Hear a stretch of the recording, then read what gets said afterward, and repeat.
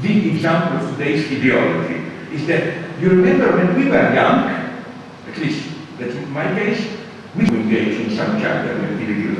The uniqueness of Starbucks is kind of a Hegelian dialectical synthesis. No? The uniqueness of Starbucks, among others, is that you can do both in one and the same gesture.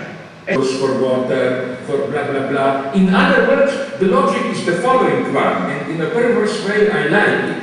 The logic is, in the old days we were consumerists, and then we felt bad, and if you wanted to pretend to be, to bring the two dimensions together in one and the same gesture, so that when you buy something, your anti-consumerist duty to do something for others, for environment and so on, is already included into it.